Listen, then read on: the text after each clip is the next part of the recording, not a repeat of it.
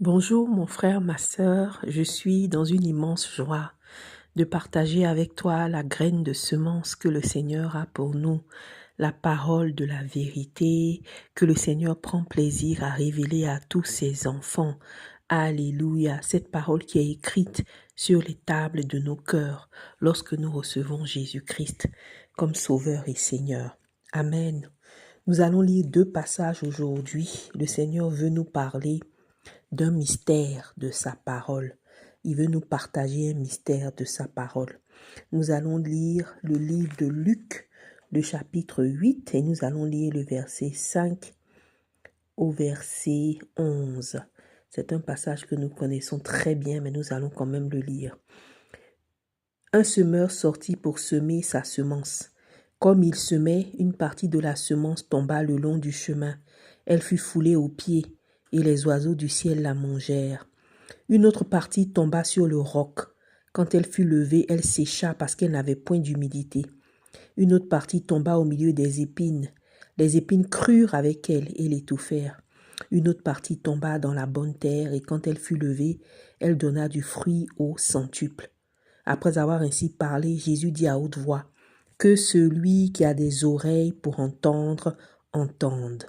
Que celui qui a des oreilles pour entendre, entende. » Ses disciples lui demandèrent ce que signifiait cette parabole et il répondit, « Il vous a été donné de connaître les mystères du royaume de Dieu, mais pour les autres cela leur est dit en parabole, afin qu'en voyant ils ne voient point et qu'en entendant ils ne comprennent point.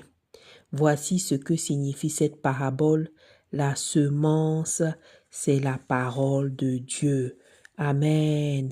La semence, c'est la parole de Dieu. » Et nous lisons le deuxième passage dans Marc, chapitre 5, et nous allons lire du verset 35 au verset 43. Comme il parlait encore, survint de chez le chef de la synagogue des gens qui dirent, « Ta fille est morte. Pourquoi importuner davantage le maître ?» Mais Jésus, sans tenir compte de ces paroles, dit au chef de la synagogue, « Ne crains pas, crois seulement. » Et il ne permit à personne de l'accompagner, si ce n'est à Pierre, à Jacques et à Jean, frère de Jacques. Ils arrivèrent à la maison du chef de la synagogue où Jésus vit une foule bruyante et des gens qui pleuraient et poussaient de grands cris. Il entra et leur dit, « Pourquoi faites-vous du bruit et pourquoi pleurez-vous? L'enfant n'est pas morte, mais elle dort. » Et ils se moquaient de lui. Alors, ayant fait sortir tout le monde, il prit avec lui le père et la mère de l'enfant et ceux qui l'avaient accompagné, et il entra là où était l'enfant. Il la saisit par la main et lui dit, « Talitha koumi », ce qui signifie « Jeune fille, lève-toi, je te le dis. » Aussitôt la jeune fille se leva et se mit à marcher, car elle avait 12 ans. Et ils furent dans un grand étonnement. Amen. Alléluia. Voici les 2 passages que le Seigneur nous donne. Nous connaissons la parabole du semeur que le Seigneur a partagée avec une grande foule qui s'était rassemblée. Ce jour-là, le Seigneur a décidé de partager cette parabole. Et lorsqu'il partageait cette parabole, il a parlé de cette parabole comme des mystères. Il a dit ce sont des mystères du royaume de Dieu qu'il est en train de révéler au travers de cette parabole-là et que ce n'est qu'aux enfants de Dieu qu'il va expliquer la signification. Et il a pris le temps d'expliquer la signification à ses disciples, mais pas à toute la foule. Amen. Donc cette histoire de la parabole du semeur là, c'est un mystère de la parole qui nous est révélé. Ce que je voudrais qu'on puisse garder en tête aujourd'hui, c'est 3 choses. La première, c'est que vous voyez à la fin, lorsque le Seigneur finit juste l'histoire au verset 8, il dit une autre partie tomba dans la bonne terre. Quand elle fut levée, elle donna du fruit au centuple. Et il dit, après avoir ainsi parlé, Jésus dit à haute voix, que celui qui a des oreilles pour entendre, entende. Donc c'est comme ça que le Seigneur a conclu l'histoire. Que celui qui a des oreilles pour entendre, entende. Amen. Alléluia. Et ensuite, au verset 18, quand il finit d'expliquer à ses disciples l'explication, il leur dit encore, prenez donc garde à la manière dont vous écoutez. Amen. Car on donnera à celui qui a, mais à celui qui n'a pas, on ôtera même ce qu'il a. C'est la conclusion que le Seigneur Jésus-Christ donne à cette parabole. Vous savez, chaque fois qu'on a parlé de cette parabole, on a parlé toujours d'un cœur, n'est-ce pas? La terre qui est un cœur incrédule, un cœur qui reçoit la parole, un cœur qui s'inquiète des soucis du monde, etc. Et donc qui ne garde pas la parole. Mais quand le Seigneur Jésus-Christ a conclu, il aurait pu conclure en parlant de l'incrédulité d'incrédulité du cœur à recevoir la parole. Il aurait pu conclure en parlant de la foi, il aurait pu conclure en parlant de l'obéissance, mais il conclut cette parabole qui parle de réception de la parole de Dieu, donc d'incrédulité ou de foi ou d'obéissance. Lui, il conclut en disant, prenez donc garde à la manière dont vous écoutez. Et il conclut comme ça 2 fois. La première fois, quand il finit de raconter l'histoire, il dit que celui qui a des oreilles pour entendre, entende. Et la deuxième fois, quand il finit d'expliquer à ses disciples, il dit, prenez donc garde à la manière d'écouter. Donc, cette parabole-là, c'est une parabole sur une affaire d'écouter. Amen. C'est-à-dire que quelque part, le mystère que le Seigneur est en train de nous donner dans la parole du semeur, ça a quelque chose à voir avec la manière dont on écoute, la manière dont on entend. Et lorsqu'il décrit l'explication, il dit que la parole de Dieu qui est tombée sur le chemin, c'est ceux qui sont sur le chemin. La parole de Dieu qui est tombée là où il y a les rochers, c'est ceux qui sont sur où il y a les rochers. La parole de Dieu qui est tombée où il y a les épines, c'est ceux qui sont où il y a les épines. Amen. Donc c'est comme si la manière dont nous écoutons est ici traduite par différents niveaux de terre. En fait, c'est vrai que la parole traduit le cœur, l'état du cœur, donc différents états du cœur, mais aussi et surtout, le Seigneur parle d'une parabole qui aussi relate ou décrit différents niveaux d'écoute. C'est pour ça que quand il finit, il dit que celui qui a des oreilles pour entendre, entende. Et il dit, prenez donc garde. Donc, conclusion, prenez donc garde à la manière dont vous écoutez. Amen. Parce que il y a des personnes qui écoutent la parole de Dieu comme étant sur le chemin. C'est-à-dire que c'est de passage. Leur esprit en eux, la manière dont ils reçoivent la parole de Dieu, là, c'est comme si c'était au passage. C'est-à-dire, c'est pas important. C'est une question de prédisposition du cœur, mon frère, ma sœur. C'est une question de comment les oreilles de ton cœur se préparent à entendre et recevoir la parole. Donc, ceux qui écoutent la parole de Dieu, la Bible dit que ce sont ceux qui sont sur le chemin. Ils écoutent ça en passant. C'est-à-dire qu'il n'y a pas le temps pour la parole. On l'écoute comme si on veut juste cocher une case pour dire oui, j'ai écouté. Donc, c'est vraiment au fil, au passage, au fil d'une conversation, au fil de s'arrêter quelque part. Vous comprenez? Et ceux-là, ce sont des gens qui n'écoutent pas du tout. Ceux qui sont décrits comme le chemin où les oiseaux viennent voler, n'est-ce pas? Parce qu'ils n'écoutent pas, ils n'entendent même pas la parole de Dieu. En fait, ce premier niveau de personnes, ils n'entendent pas. C'est pour ça que vous allez voir que la parole, la graine de semence qui tombe là, elle ne tombe, elle va pas au fond de la terre, elle reste en surface, elle est là au-dessus de la terre et c'est pour ça que les oiseaux viennent la voler. Donc la deuxième vérité qu'il faut comprendre dans ce passage-là, dans l'histoire de la parabole, c'est ce qui nous est révélé au verset 11, quand le Seigneur dit, voici ce que signifie cette parabole, la semence, c'est la parole de Dieu. Le Seigneur est encore en train d'insister ici pour qu'on continue de garder en tête que la parole de Dieu est une semence, mes frères, mes sœurs, c'est une graine. Ça veut dire que lorsque tu reçois une parole que Dieu te donne, que ce soit un précepte, que ce soit une ordonnance, que ce soit une promesse, quel que soit ce qu'il te donne, lorsque tu reçois la parole que le Seigneur te donne, alléluia, en fait, c'est une graine que tu reçois. Tu la reçois en toi. Donc, si tu es quelqu'un qui a vraiment reçu la parole, qu'elle tombe en toi, elle va aller s'enraciner en toi. Et ensuite, elle continue de faire du chemin après qu'elle ait été plantée par le Seigneur. Donc, elle va continuer à faire du chemin. Tu vas voir la parole là. Elle va bouillonner en toi, elle va bouger, elle va exploser en toi. Donc, ton esprit va continuer à penser à cette parole, à obéir à cette parole, à briser cette graine, à la décortiquer. Et tu vas continuer à faire ça jusqu'à ce que la parole maintenant puisse complètement se mettre en toi. Donc, elle explose comme une graine dans le sol et ensuite elle produit. Elle produit quelque chose. Donc, c'est pour ça que le Seigneur insiste pour dire que elle produit du fruit. Et c'est ce que la parole de la semence nous dit. La bonne terre produit du fruit. Les autres terres ne produisent rien. Parce que finalement, ça ne reste pas. Le fruit ne demeure pas. Donc, il faut qu'on comprenne ce principe. Si véritablement, tu as reçu une parole de Dieu en toi, elle va forcément produire quelque chose. Il y aura un processus qui va se mettre en marche, mais elle va produire quelque chose. Elle va te faire agir, poser un acte, ou bien va te faire même même refuser d'agir, elle va avoir du fruit. C'est-à-dire, à partir de là, il y a quelque chose qui va être produit dans ta vie. Alléluia. Amen. Donc, il y a différents niveaux d'écoute de la parole. Les premiers, donc, dont les oiseaux viennent voler la graine, ça veut dire que la semence, la parole que le Seigneur a semée, n'est même pas rentrée dans leur cœur. Elle est restée en surface. Ils sont des gens qui accueillent la parole de Dieu comme ça, à la légère, au passage. Et je vous disais la dernière fois que le Seigneur m'a dit un jour, ma fille, plus jamais, je ne veux plus jamais, il m'a grondé, je ne veux plus jamais que tu reçoives ma parole à la légère. Amen. T'as dit, tu reçois la parole de Dieu comme un mot qu'on t'a dit, comme un livre qu'on t'a lu. Non, il faut jamais recevoir la parole de Dieu comme ça. C'est une graine. C'est une graine qui a besoin d'être absorbée dans ta terre. Donc, tu as besoin de la recevoir. Tu as besoin de l'entendre. Tu as besoin d'être prédisposé à la recevoir. Alléluia. Et si vous vous rappelez un peu dans la parole de Dieu, lorsque vous pensez, par exemple, à Pharaon, vous allez vous rendre compte que c'est quelqu'un qui a été complètement sourd à la parole. C'est ce que la parole de Dieu dit. Dans le livre de Psaume, même Psaume 28, 20 ou bien Psaume 39, verset 13, on voit David qui dit au Seigneur en priant, ne sois pas sourd à ma requête, Seigneur. Ne sois pas sourd à mes pleurs, n'est-ce pas? Ou le Seigneur Jésus-Christ qui se plaignait dans Isaïe 59, 1, qui disait que ce peuple-là est sourd. Ils ont bouché leurs oreilles pour ne pas m'entendre. Psaume 58, verset 5. Ils se sont bouchés les oreilles eux-mêmes pour ne pas se donner à moi, pour ne pas se repentir.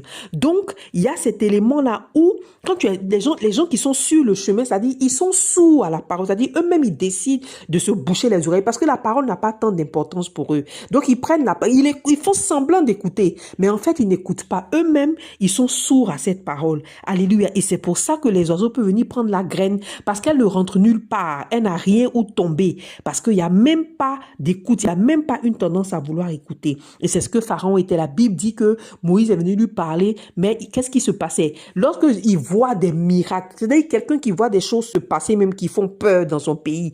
Mais après, dès que Moïse part et que la plaie passe un peu, qu'est-ce qui se passe? C'est comme si rien ne s'était passé. Pharaon oublie complètement parce que les oiseaux sont venus voler, parce qu'en fait, il n'a pas entendu, il n'a pas reçu cette parole.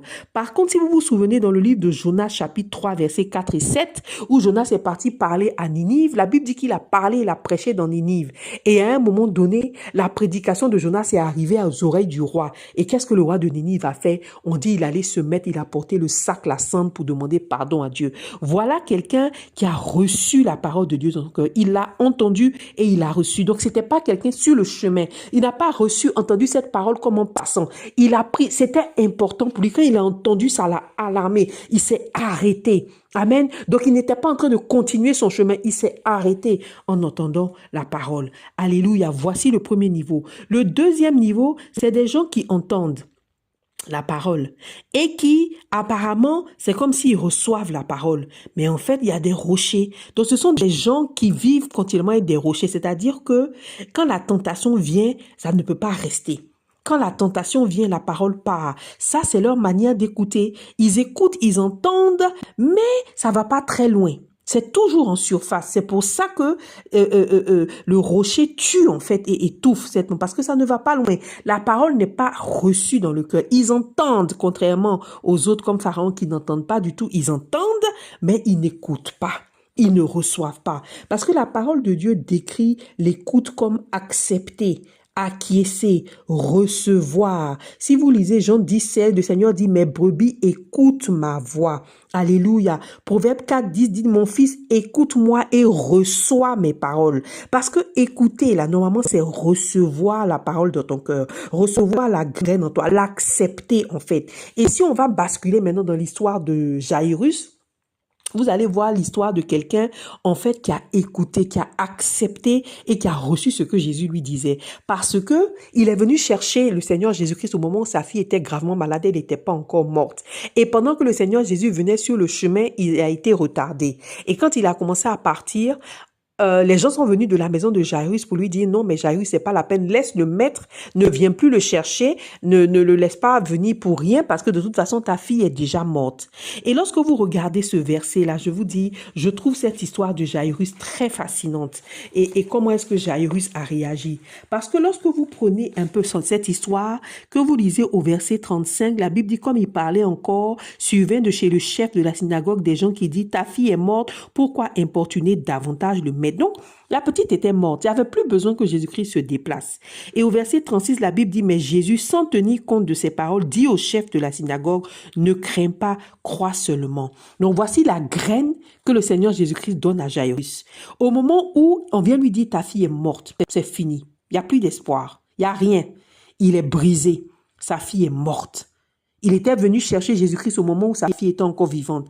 Et puis elle est morte. Il n'y a plus rien. Et puis, il est là, il regarde les gens qui sont venus lui dire ça de manière hébétée. Et j'imagine la scène. Hébété, brisé, confus, complètement malheureux de voir que Jésus n'a pas pu venir à temps. Le Seigneur n'a pas pu arriver à temps et sa fille est morte. Et puis, le Seigneur se tourne vers lui comme s'il n'avait même pas entendu cette histoire de la fille est morte. Et puis il dit à Jairus, ne crains pas, crois seulement. N'aie pas peur, crois seulement. La raison pour laquelle tu es venu me voir là, crois seulement, reste attaché à toi. Ce que tu viens d'entendre là, c'est comme si tu n'as pas entendu. Fais comme si tu n'as pas entendu. Arrête, n'accepte pas ça dans ton cœur. Ne prends pas ça dans ton cœur. Accepte ma parole. Reçois ce que moi je te dis. Ne crains pas, crois seulement. Et quand il continue, donc Jairus qui est arrêté entre les gens qui sont venus lui dire sa fille est morte et Jésus-Christ du côté gauche, le voilà au milieu, qu'est-ce qu'il va accepter dans son cœur? Qu'est-ce qu'il va recevoir comme parole? Et c'est ce dilemme auquel nous faisons face dans nos vies, mes frères, mes sœurs, entre la réalité de la vie, entre la réalité des situations où on sait que vraiment on met 1 plus 1, ça peut pas être égal à 3. C'est très clair. Et puis d'un autre côté, le Seigneur qui nous a donné une parole pour dire, n'aie pas peur. Je gère. N'aie pas peur. Je gère. Ce qu'on vient de te dire là, c'est faux. Mais tu sais que la science dit que ta fille est morte. C'est les médecins qui ont envie de te dire, tu regardes, c'est mort. Il n'y a plus rien. Le Seigneur Jésus dit, ne crains pas. N'aie pas peur. Donc Jairus était là et il a choisi d'écouter et de recevoir dans son cœur la parole que le Seigneur Jésus lui donnait. Et cette parole, cette graine l'a fait agir. Qu'est-ce qu'il a fait? En fait, il a pris Jésus-Christ, il a continué le chemin comme si de rien n'était pour aller à sa maison. Il a décidé d'ignorer cette autre parole et d'accepter la parole de Jésus-Christ qui lui disait, ne t'occupe pas de ce qu'on t'a dit. C'est faux. Garde les yeux fixés sur moi. N'aie pas peur. Allons seulement. Amen. Donc Jairus suit le Seigneur. Et c'est comme ça que la graine de la parole va produire quelque chose dans la vie de Jairus, mes frères, mes sœurs. Parce que lorsque le Seigneur Jésus-Christ arrive chez lui, les gens sont en train de pleurer. C'est vraiment une maison de deuil. Ça pleure, les bruits, ça se jette. Et c'est une petite fille de 12 ans, une enfant, petite, 12 ans, mes frères, mes sœurs. Les gens sont brisés, ça pleure et tout. Et puis Jésus-Christ dit, mais pourquoi vous faites, vous ce vacarme-là? Elle ne dort pas, mais elle n'est pas morte, mais elle dort. Et la Bible dit, verset 40, il se moquait de lui. Et les gens ont commencé à se moquer de Jésus. Voilà, Jairus a arrêté. Le chef de la synagogue, non, c'est un homme de la loi. Hein. Donc, déjà, même là, aller chercher Jésus-Christ pour venir sauver sa fille, là, c'est déjà un peu quelque chose avec un point d'interrogation que les gens ne comprennent pas parce que lui-même, là, c'est quelqu'un de la synagogue. Comment il peut accepter d'écouter, d'aller chercher ce monsieur qui prétend être le fils de leur Dieu? En plus, la personne vient et tout ce qu'il trouve à dire, c'est que la petite n'est pas morte. Voici la graine que le Seigneur donne à Jairus. Encore une fois, Jairus regarde les gens qui pleurent. Il regarde Jésus-Christ et il décide de recevoir cette parole, de l'accepter. Mon frère, ma sœur, même si une parole que Dieu te donne est difficile à avaler, mes frères, mes sœurs, même si quand le Seigneur te donne là, ça ne ressemble pas à la vérité, ça a l'air être du mensonge, ça a l'air être de l'utopie. Et puis, si tu crois, c'est comme si tu es naïf. Vous avez vu des occasions où vous expliquez à quelqu'un une situation et puis vous dites, je sais que cette chose-là va se passer parce que c'est ce que le Seigneur m'a dit. Et puis les gens vous regardent comme si vous êtes idiot. Vous avez déjà vécu ça. Si vous avez la foi dans le Seigneur, que vous recevez sa parole là, vous allez souvent faire face à ce genre de situation. Vous allez dire quelque chose, puis les gens vous regardent pour dire, mais celle-là même, c'est quelle bêtise, c'est quelle naïveté. Mes frères, mes sœurs, apprenez à sourire à l'intérieur de votre cœur dans des situations comme ça. Il suffit juste que vous ayez reçu une graine. Alléluia. Il suffit juste que vous ayez reçu une graine de la part du Seigneur. Si tu as reçu une graine de la part du Seigneur, oh mon frère, ma soeur, c'est une grâce extraordinaire. Comme Jairus, si Jésus t'a dit, ta fille n'est pas morte. Ta fille n'est pas morte. Ouais. Si Jésus te dit, mon frère, ma soeur, mon fils, ta situation n'est pas morte. Si le Seigneur te dit, ton fils n'est pas mort, je te dis, mon frère, ma soeur, tu regardes la situation, tu vois qu'elle est morte. Dans les définitions, dans les termes humains, tu vois qu'elle est morte. Tu tournes, tu dis, elle n'est pas morte, puis les gens se moquent de toi. Mon frère, ma soeur, souris à l'intérieur. Souris à l'intérieur, puis prends la graine, la mets-la dans ton cœur et garde-la. Qu'elle te fasse agir ou qu'elle te fasse ne pas agir. Mais ce qui est sûr, elle va produire quelque chose. Si tu la gardes dans ton cœur, elle va produire du fruit. Quelque chose va se passer dans ta vie, mes frères, mes soeurs, comme ce que Jairus a vécu. La Bible dit, quand le Seigneur a intervenu, là, ils étaient tous dans l'étonnement. Quelque chose va se passer dans ta vie. Si tu arrives à garder la graine que le Seigneur te donne dans ton cœur, même si cette graine-là te rend fou, même si cette graine-là fait comme si tu es naïf, fait comme si tu es bête, comme Jairus quand il est en train de suivre Jésus dans la chambre, les gens se disaient, mais ce gars-là, il a perdu la tête, qu'est-ce qui lui arrive? Souris à l'intérieur de toi, mes frères, mes sœurs, parce que je te dis, c'est les moments les plus beaux de la marche avec le Seigneur. C'est les moments les plus fabuleux de la marche avec le Seigneur. Là où tu as parlé, puis les gens t'ont regardé comme si tu es idiote. Là où les gens tu as dit, je me tiens sur la parole, la graine que j'ai reçue de Dieu. Et puis les gens te regardent comme si tu es un idiot. C'est les moments les plus fabuleux. C'est un processus, hein. Ça peut prendre du temps. Mais je te dis, mon frère, ma soeur, lorsque la graine est rentrée en toi, qu'elle a pris du temps de s'installer en toi, que tu as cru, tu as obéi, tu as attrapé la graine, mon frère, ma soeur, elle va commencer à pousser en toi, elle va commencer à exploser en toi. Attrape cette graine. Oh, mon frère, ma soeur, reste attaché à la parole. Mets-la dans ton cœur. Elle va produire, elle va bouillonner. Puis à un moment donné, pouf, elle sort. Hé, Jésus, un fruit. Hé, mes frères, mes sœurs. Et puis les gens voient, tu n'as pas besoin de parler. Tu es silencieux, tu es silencieuse. La parole même parle pour toi. Parce que maintenant, là, elle n'est plus une graine cachée, invisible, comme quand les gens pensaient que tu étais fou. C'est une belle fleur qui s'élance. C'est ce qui est arrivé à Jairus. Sa fille s'est levée, elle est sortie. Quand il est sorti de la chambre avec sa fille vivante, les gens qui étaient en train de pleurer puis qui se moquaient de Jésus et de lui, là, qu'est-ce qu'ils étaient en train de dire? Le silence total, mes frères, mes sœurs. La parole de Dieu avait germé en la vie. La parole de Dieu était devenue la vie, un beau fruit de vie. Mon frère, ma sœur, le silence s'était imposé. Dieu avait rétabli, il avait rétabli l'ordre pour montrer aux gens, c'est moi qui suis Dieu. Il n'y a pas un autre Dieu à part moi. Ouh! Mes frères, mes sœurs, si vous acceptez la parole de Dieu dans votre cœur, si vous recevez la graine dans votre cœur, quel que soit le goût de cette graine, attrape-la, mets-la dans ton cœur. Même si elle est contraire à la réalité, même si elle paraît folle, juste attrape la graine, la reçois-la, entends-la, mets-la dans ton cœur. Je te dis, lorsqu'elle pousse et qu'elle devient une fleur, il n'y a rien de plus fabuleux. Écoutez, mes frères, mes sœurs, je trouve que c'est les moments les plus fabuleux de la marche avec Dieu. Lorsque la parole a germé et elle parle pour toi. Ah! Et je te dis, mon frère, ma sœur, entre le moment où tu reçois la graine et le moment où elle germe, il faut te taire. Comme Jairus a fait, il faut fermer ta bouche. Qu'on se moque de toi, qu'on rit, qu'on t'insulte, qu'on te dise tout ce qu'on veut, que les gens te critiquent, reste tranquille, n'ouvre pas la bouche, sois silencieux. Toi, prends ta graine et puis assieds-toi dessus. Garde-la dans ton cœur, mon frère, ma sœur. Les oiseaux pourront pas venir enlever. Si tu as fait rentrer la graine dans ton cœur, si tu l'as accepté, les oiseaux, les esprits mauvais ne pourront pas venir voler ta graine. Je te dis, mon frère, ma sœur, tu vas pas douter. Quand tu vois que tu commences à vivre dans la présence du Seigneur, quand tu vois que devant une tentation, ta graine commence à faiblir en toi, tu rentres dans la présence de ton Père. Quand tu vois que les plaisirs de la vie, tu vois que les choses, les inquiétudes commencent à bouillonner, tu vas dans la présence du Seigneur. Il va appuyer la graine là dans ton cœur. Alléluia. Par sa parole. Tu lis la parole. Il va appuyer la graine dans ton cœur, mon frère, ma soeur. Et puis tu attrapes, tu prends tes deux bras, tu gardes ta graine à l'intérieur, mon frère, ma soeur. S'il faut lutter pour que ta graine ne sorte pas de ton cœur, tu luttes dans la prière, dans la méditation de la parole, dans la proclamation de la parole, mon frère, ma soeur. Mais surtout, silencieux devant les moqueurs. Silencieux devant les gens qui sont en train de te dénigrer. Sois silencieux. Dieu. Rentre dans la pièce avec le Seigneur Jésus. Rentre dans la chambre et reçois la parole, mon frère et ma soeur. Je te dis, c'est les moments les plus fabuleux de la marche avec Dieu. Lorsque la graine est devenue un fruit beau, hey, c'est cette parole-là qui parle pour toi, mon frère et ma soeur. Voici ce que le Seigneur te donne aujourd'hui. Alléluia. Prenons garde à la manière dont nous écoutons. C'est une question de disposition de cœur. Souvenez-vous de l'apôtre Paul.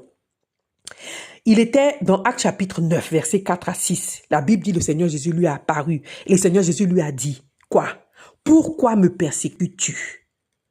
Quand le Seigneur a dit ça à Paul, la parole, Paul a pris cette tombé dans le cœur de Paul. Il a avalé la parole, mes frères et mes sœurs. Il a reçu la parole, mes frères et mes sœurs. Il a acquiescé la parole. Il a pris ça. Il a tapé, il a pris. Oh, c'est rentré en lui comme ça. Et qu'est-ce qu'il a dit au Seigneur? Qu'est-ce que tu veux que je fasse? Voici ce que Paul a dit. Seigneur, qu'est-ce que tu veux que je fasse?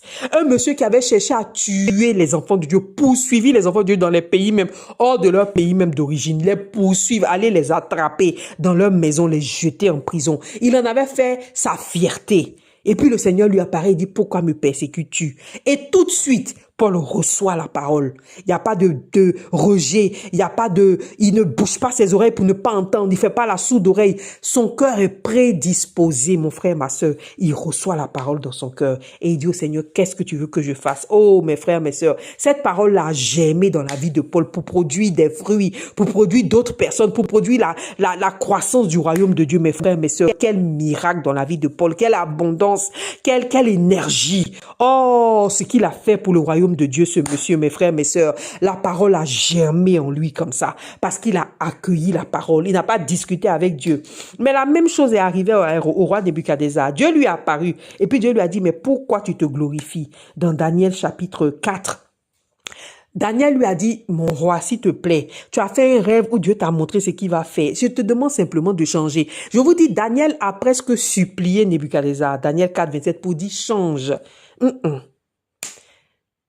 Nebuchadnezzar a bouché ses oreilles pour ne pas entendre. Il a bouché ses oreilles. Il n'a pas agi sur la parole. Il n'a pas voulu recevoir la parole là dans son cœur. Il s'est dit, mais c'est quelle histoire ça? Quelle histoire ça? Qu'est-ce que la Bible dit quand on continue dans Daniel chapitre 4? 12 mois plus tard, il est devenu fou et il a perdu son trône. Amen. Mes frères, mes sœurs, recevons la parole dans notre cœur. Tout dépend de comment tu écoutes, comment tu reçois. C'est une question de prédisposition. C'est pour ça que le Seigneur Jésus a dit, prenez garde à la manière dont vous écoutez. Alléluia. Prenez garde à la manière dont vous écoutez. La parole de Dieu dit dans Psaume 34, 16 que les yeux de l'Éternel se tournent vers les justes et que son oreille est tendue pour écouter leurs cris. Son oreille est tendu, mes frères, mes sœurs. Alléluia. Ça veut dire que le Seigneur tend son oreille. Et c'est comme ça que tu dois tendre ton cœur quand tu es sur le point de recevoir la parole de Dieu, mes frères, mes sœurs. Parce que tu dois être prêt à la prêter, à la recevoir dans ton cœur. C'est pour ça l'Ecclésiaste a dit que quand tu viens dans la maison de Dieu, viens pour écouter.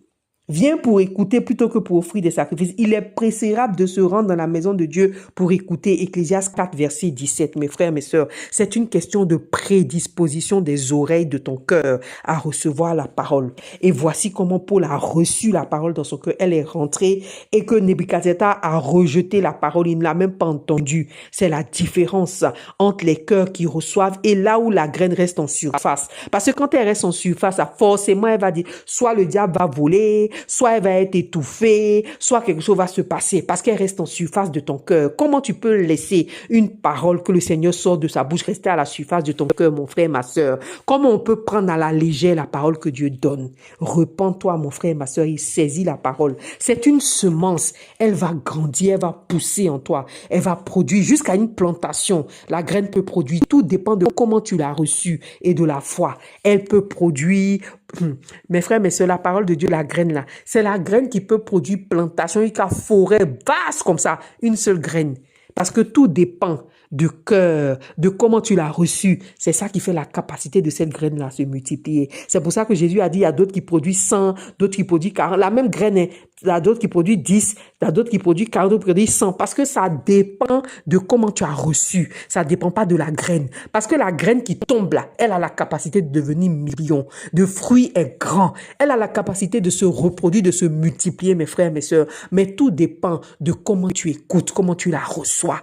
Alléluia. C'est ça qui détermine l'intensité de la multiplication de cette graine. Et cette multiplication, elle a tout point de vue. C'est du fruit d'âme. C'est des âmes qui viennent au Seigneur. Ta vie touche des gens qui se donnent à Dieu. Ta vie touche des gens qui commencent à aimer Dieu plus. C'est l'abondance, mes frères, mes sœurs. Oui, c'est la richesse. C'est l'abondance, tu ne manques de rien. C'est pour ça qu'on a vu la parabole des talents. Parce que ça se multiplie à tout point de vue, mon frère, ma sœur. Ça crée les fruits de l'esprit, ça crée de la bonté. Ça va même produire dans ta vie des bonnes choses. Ça va produire dans ta vie, la vie de ta famille, des bénédictions. Mes frères, mes sœurs, c'est la puissance de la parole. Je prie vraiment que le Seigneur nous fasse grâce dans le nom de Jésus, de comprendre que sa parole est une graine et de l'accepter dans nos cœurs, de la recevoir afin qu'elle se multiplie pour produire des milliers d'autres graines au nom puissant de Jésus.